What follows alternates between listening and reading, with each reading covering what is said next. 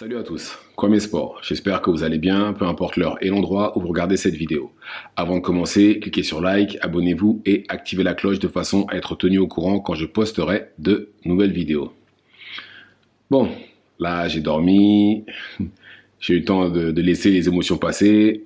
Maintenant c'est le temps, on va parler du combat de Bivol contre Beterbiev à tête reposée.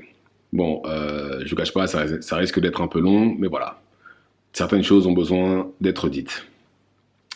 Alors, bon, déjà, comme vous le savez, on aurait déjà dû avoir le combat au mois de juin, mais Beterbiev s'est blessé, c'est pour ça qu'on a eu le combat que hier soir. Sur une carte Triad Season, la carte en elle-même était plutôt bien. Franchement, le highlight de la soirée, c'est très clairement le KO de Fabio Wardley sur Frazer Clark. Je pense que c'est un des KO les plus terrifiants que j'ai vu, parce que déjà, quand il s'est retrouvé au sol, pas au sol, il n'est pas allé au sol, mais il s'est retrouvé dans les cordes. Vous regardez son visage, mâchoire crispée, on aurait dit qu'il allait avoir un arrêt cardiaque. Et quand il s'est redressé, on a vu qu'il avait un creux dans la tempe. L'arbitre a très bien fait d'arrêter le combat. Excellente décision. Et j'espère que Frazer Clark est en forme et n'aura pas de séquelles plus tard. Et en ce qui concerne le main event, très franchement, alors je pensais que Fury-Usyk d'un point de vue technique, c'était le combat de l'année, mais là, je crois qu'on tient vraiment le combat de l'année. D'un point de vue technique, c'était juste de la folie.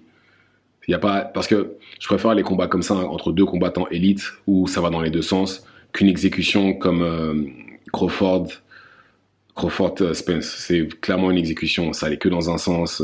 Franchement, j'ai pas. Quand on compare les deux, il n'y a pas photo. C'était vraiment mieux ce que nous ont fourni justement Beterbiev et Bivol. Alors.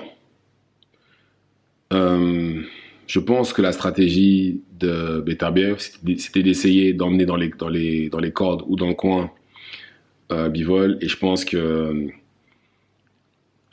c'était ça. Bon, après, j'ai envie de dire c'est quasiment la même chose qu'il fait aux autres, mais je pense que là c'était vraiment ce qu'il a essayé de faire. Et de l'autre côté, Bivol a essayé de boxer Beterbiev sans reculer. Parce que bizarrement, je m'attendais à ce qu'il fasse énormément de mouvements, mais il n'a pas reculé. Il a reculé, il a beaucoup moins utilisé de mouvements que ce que je croyais. Et c'était même plus des mouvements latéraux que des mouvements vers l'arrière. Et d'ailleurs, c'est la stratégie à adopter. Reculer à chaque fois, c'est vraiment pas une bonne idée, surtout contre quelqu'un comme Beterbiev qui met autant la pression et qui cogne aussi fort. Je pense que celui qui a le mieux imposer sa stratégie, j'ai envie de dire que c'est Bivol. Je pense qu'il a d'ailleurs surpris tout le monde. Comme je l'ai dit, il n'a pas reculé. Il était au centre du ring. Il a échangé avec Beterbiev, qui est un gros puncher. Beterbiev aurait pu l'allonger, mais il est resté en face de lui. Il a échangé avec lui. Par contre, je trouve que il y a eu des deux côtés, pas que Bivol ou Beterbiev. Je trouve que des deux côtés, il n'y a pas eu assez de coups au corps. Je pensais qu'il y en aurait plus, surtout de la part de Beterbiev, parce que pour arrêter quelqu'un qui se déplace, c'est les coups au corps. C'est la solution. Vous envoyez des coups au corps, au bout d'un moment, il va s'arrêter. Et je pensais qu'il y en aurait plus du côté de Beterbiev. Malheureusement, il n'y en a pas eu. Et la différence de vitesse, c'était juste énorme. C'était très clairement du côté de Bivol. Par contre, je pense que la puissance... c'est même pas je pense, c'est la puissance était clairement du côté de Beterbiev. Parce que je pense, même si aucun des deux n'a été sonné lors du combat, je pense que Beterbiev, d'ailleurs il a dit lui-même Bivol, il protégeait son visage à chaque fois, et le cocard qu'il a eu sous l'œil, c'est parce que vu qu'il envoyait des coups tellement forts, au bout d'un moment, ça faisait ça, puis ça lui a fait un cocard. Mais voilà, personne n'a été sonné, et je pense que ouais, encore une fois, je pense que c'est très certainement le meilleur combat de l'année d'un point de vue technique. Très franchement, je vois absolument rien au-dessus. Et le moment de domination, ça a changé. Je trouve que, pour moi, je vois ça comme ça, je pense que les 3 premiers rounds, c'était très clairement pour Bivol. Son jab était effectif comme pas possible. Après, quand il envoyait des combinaisons, ça allait que dans son sens. Comme j'ai dit, ça m'a même surpris qu'il pose ses pieds et qu'il se mette devant Beterbiev et qu'il ose échanger des coups avec lui. Ça m'a vraiment surpris. Et de son côté, Bivol, je pense que entre le round 4 et 6, je pense que c'était déjà plus son moment où là, il a commencé à mettre un peu plus le turbo, à avancer plus sur Bivol. Mais j'ai aussi l'impression que Bivol était fatigué à un moment. C'est peut-être pour ça aussi qu'il a ralenti. Et puis après, il a retrouvé son second souffle. Et voilà, il a recommencé à gagner des rounds. Mais je m'attendais quand même à plus de la part de Beterbiev, notamment comme j'ai dit les coups au corps. Et j'ai l'impression que et le fait que Bivol se déplace énormément, je pense que ça l'a gêné. En plus, Bivol envoie beaucoup de jabs, ce qui fait qu'à chaque fois qu'il envoyait des jabs, Beterbiev était obligé de s'arrêter, de recommencer et de repenser son attaque. Et d'ailleurs, je pense que c'était d'ailleurs l'objectif de Bivol, hein, forcément. Et puis il envoie des jabs dans absolument tous les angles. Donc c'était vraiment une galère, ça se voyait durant le combat. Et je pense qu'un élément qui a été déterminant justement dans le scoring des juges, je pense que ça a été le dernier round. Je pense que si Bivol avait gagné d'une manière claire, parce que le dernier round, je ne saurais pas à qui le donner, parce que certes, Beterbiev a plus appuyé, mais d'un autre côté, tapé beaucoup dans les gants. Et il a pris quelques accélérations aussi. Mais bon, on va dire qu'il l'a gagné, si vous voulez. Mais je pense vraiment que s'il avait gagné ces derniers rounds d'une manière claire, je pense que, ou s'il n'avait pas reculé du moins, je pense que les juges lui auraient donné le combat. Même si je pense qu'il a gagné le combat, comme je l'ai dit dans ma précédente vidéo. Mais d'un autre côté, je trouve que, et même le CompuBox confirme ce que je dis, c'est que celui qui a le plus connecté durant le combat, c'est Bivol. C'est Bivol qui a le plus connecté. Je dis pas que Beterbiev a subi, hein, il a connecté aussi, hein, mais quand vous regardez les stats, il y a peut-être par round, il y a peut-être un round où il a connecté plus que Bivol. Les jabs, pareil, il a connecté plus. Les coups puissants, il a plus connecté. Bref. Mais je pense que les juges ont plus favorisé l'activité que l'efficacité en réalité. Je pense que c'est ça. Après, je ne sais pas si les règles ont changé ou quoi que ce soit, parce que si on se base justement sur cette manière de scorer, dans ce cas-là, Floyd Mayweather a perdu contre Oscar de la Hoya. Si on se base vraiment juste sur ça, il a perdu. Il a perdu, et je dis ça pourquoi? Parce que tout simplement, quand vous regardez le combat, on voit, de la Hoya, les quatre premiers rounds, son jab et son bras arrière, c'était un enfer pour Floyd. Il n'arrivait pas à justement neutraliser. Et bon, après, il a dû regagner peut-être 1 ou 2 entre le premier et le 6e. Mais après, c'est surtout entre 6 et 12 qu'il a gagné la plupart de ses rounds. Et je pense qu'une fois que De La Hoya s'est fatigué justement à partir du 6e, c'est là où justement Floyd a commencé à prendre l'ascendant. Et en plus de ça, vous connaissez Floyd, il n'envoie pas non plus de 50 milliards de coups, mais il connecte énormément. Et je pense que voilà, la précision était de son côté. Mais voilà, si on se base sur le même, parce que beaucoup de gens disent ça, oui, mais il a envoyé plus de coups, il reculait, Bivol. D'accord. Dans ce cas-là, De La Hoya, tu Floyd Mayweather alors, si on se base là-dessus. Parce qu'en plus, je trouve que le combat, autant il y a des rounds dans le combat de Floyd contre De La Hoya où c'est pas clair, on sait pas vraiment. Alors que là, on a vu le même combat. Je suppose que vous avez vu Bivol taper dans les gants Beterbiev, taper dans les gants de Bivol. Il a pas mal tapé dans ses gants aussi. Donc, je pense que ça à prendre en considération. Et en plus de ça, je pense même que je crois que c'était au 10e ou 11e round, vous entendez son coin lui dire, il faut que tu le mettes KO. Il savait que ça allait sûrement aller dans le sens de Bivol. Il le savait. Et la réaction à la fin, où il a même l'air surpris quand on lui dit qu'il a gagné. Moi, j'ai gagné? Moi? Oh, super. Normalement, et ça, même les combattants le disent, vous savez quand vous avez gagné. Vous savez quand vous avez gagné. Vous savez, voilà, tel round est dans la poche, ça c'est bon, ça c'est bon. Même s'il a réagi comme ça, c'est qu'il y a une raison. Même quand tu lui as posé une question, mais il a dit lui-même dans l'interview, dans le ring, à l'intérieur du ring, il a dit, je pense pas que j'ai fait un bon combat. Il l'a dit lui-même. Mais bon, je vais pas parler de vol, parce que j'estime que ça n'en est pas un. Je pense que c'est plus à l'appréciation de chacun. Mais pour moi, Bivol a gagné. Un vrai vol, par contre, c'est O'Shaquie Foster contre Conceição.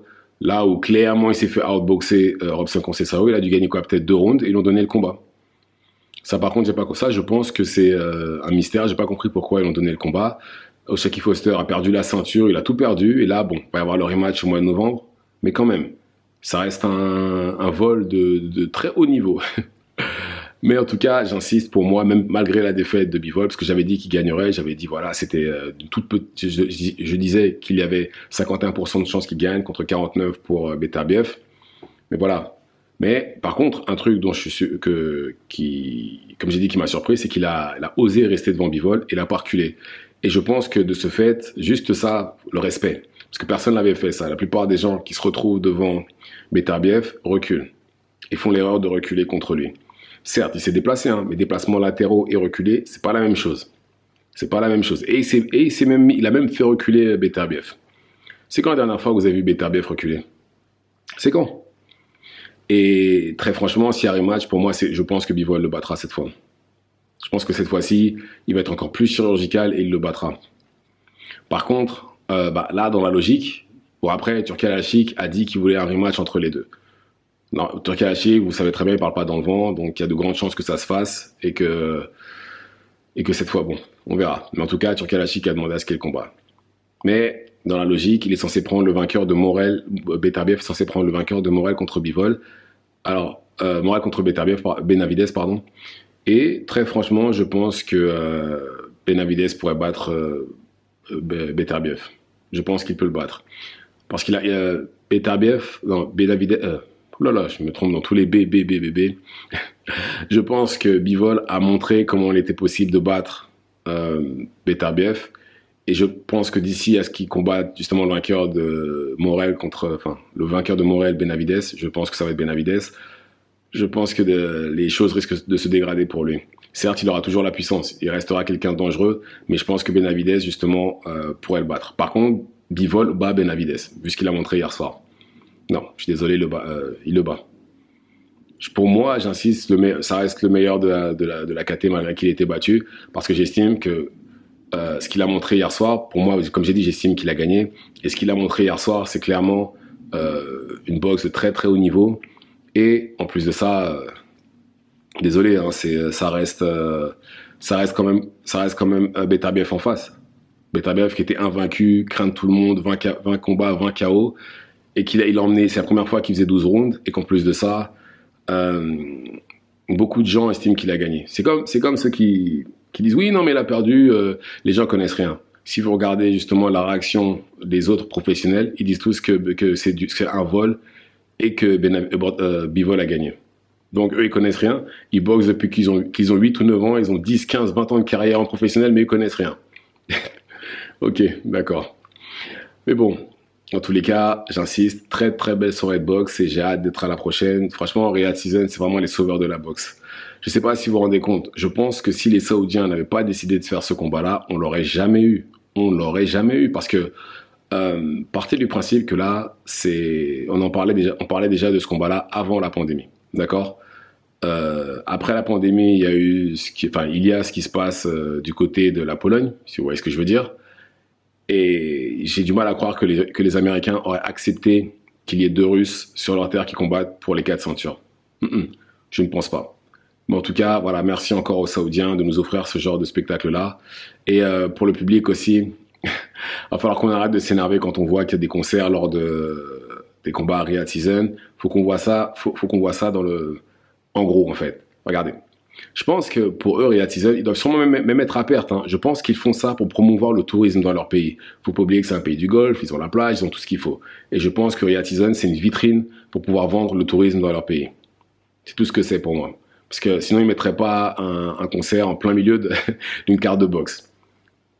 Donc, c'est un show qu'ils vendent pour pouvoir... Et c'est pour ça qu'ils mettent un show en place. Il y a toutes les stars, justement, qui sont dans ce coin-là, qui sont en Arabie Saoudite, qui sont présentes sur place. Donc, je pense que c'est vraiment pour ça. Ils font la promotion du pays pour pouvoir vendre le tourisme. Mais en tout cas, merci encore aux Saoudiens. Et voilà. Maintenant, dans le classement pound for pound, pour moi... Je pense que Beterbiev passe devant Canelo pour moi.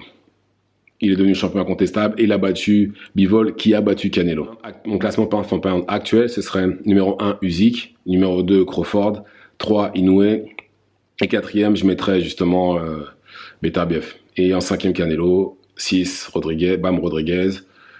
Et après, je regarderai. Mais en tout cas, voilà. Voilà à quoi ressemblerait mon classement réactualisé avec ce qui s'est passé hier. Donc voilà, dites-moi ce que vous avez pensé du combat, dites-moi si vous pensez que le résultat est juste ou pas. Et, ah oui d'ailleurs, faut qu'on arrête d'utiliser à outrance les mots GOAT, vol, fraude, puisque là, pour moi, j'estime pas que ce soit un vol. Un vol, comme j'ai dit, c'est Oshaki Foster contre Robson Conceição, où là, clairement, il a gagné 2 rounds, Conceição, et ils lui ont donné le combat. Il s'est littéralement fait outboxer tout le combat, ils lui ont donné quand même la victoire. Là, c'était pas le cas. Là, je pense que c'est plus à l'appréciation de chacun. Et pour moi, en tout cas, Bivol a gagné. Mais il faut qu'on arrête d'utiliser à outrance GOAT, fraude, vol, etc. Non. Faut qu'on réfléchisse un petit peu plus avant d'utiliser ces mots-là. Mais bon, vous voyez où je veux en venir. Donc voilà. Dites-moi ce que vous en pensez dans les commentaires. Activez la cloche de façon à être tenu au courant quand je posterai de nouvelles vidéos. Et c'est tout pour moi. Ciao, ciao.